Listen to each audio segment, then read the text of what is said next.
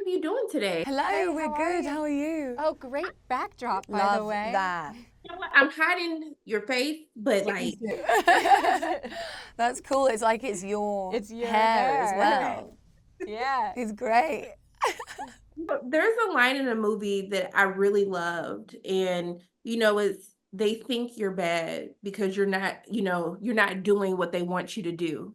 And that really stuck with me. And I Yeah. feel like in this industry, people want you to like fit into a certain box or be a certain type of person. And so I want to know for the both of you, how do you make sure that you're breaking through that you're not confining to who the world wants you to be?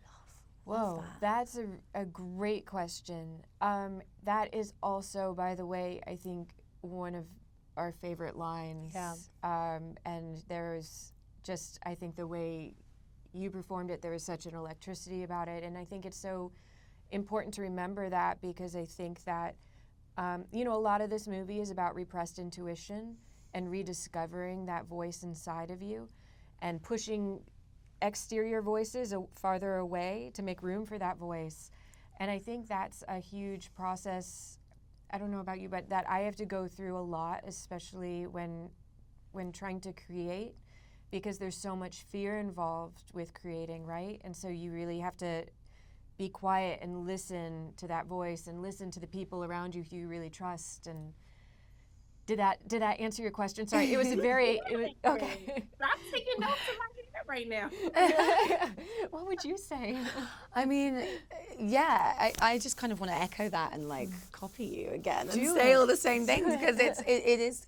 I think that moment is. It's like we just got so excited that you pointed out that line Thank because you. yeah, I love that line and it feels like almost a pivotal moment for the audience because it's like, oh, it's kind of the first time we see Margaret admit that there's a part of her that knows that the things that she's being told aren't necessarily true, and it's like she's been told repeatedly that she's bad and not to trust herself, and she doesn't want to see the same thing happen to Carlita.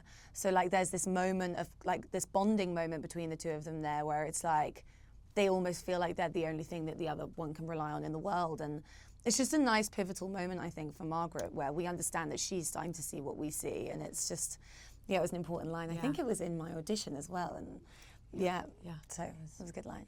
As she goes on this journey to really start this new chapter of her life, is when she really gets to discover things from her past and really learn to move forward. And I want to know for you, like, what was kind of that pivotal moment for you that really helps you like flourish kind of in the industry that you're in now? I did have a pivotal moment, I think, where it was the first time I ever said no to something, which is quite an empowering thing when, we're sort of trained to say yes a lot.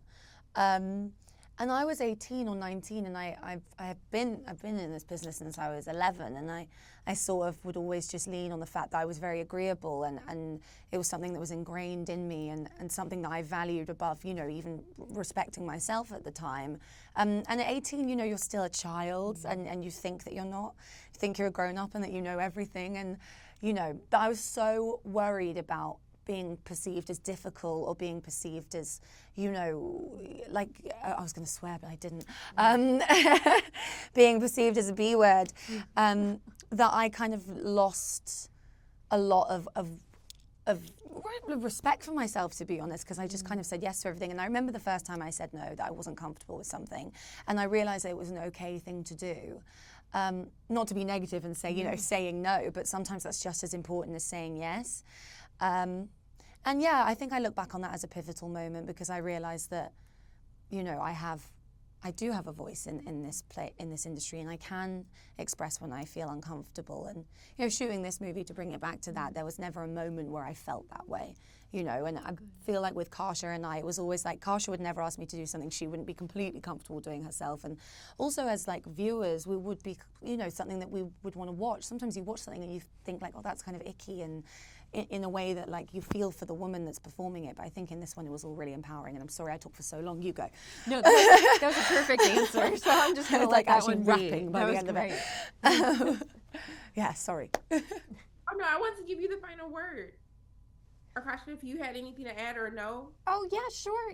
I think I'm really proud of what we did together, and I think a lot of that, it was very empowering to work with Nell because there was so much trust and because I think we had the same goal and to your point of saying no, like a lot of this is about a woman rediscovering her own boundaries, you know, and making space for herself in the world. And so it was just a really beautiful experience. And I really, I hope that shines through. Yes. Look, I always go to a therapy session no matter what type of movie I'm watching. So I was here I was here on the journey. I just want to thank you both so much for taking time out of your day to speak with me. I appreciate you and your thoughtful answers so much. And I'm And just sending nothing but love and light your way. Oh, thank you. thank you so That's much. so lovely. Yeah, this was really nice So, getting so, to so talk to lovely. you. Thank you. Thank you. Thank Thank you. you.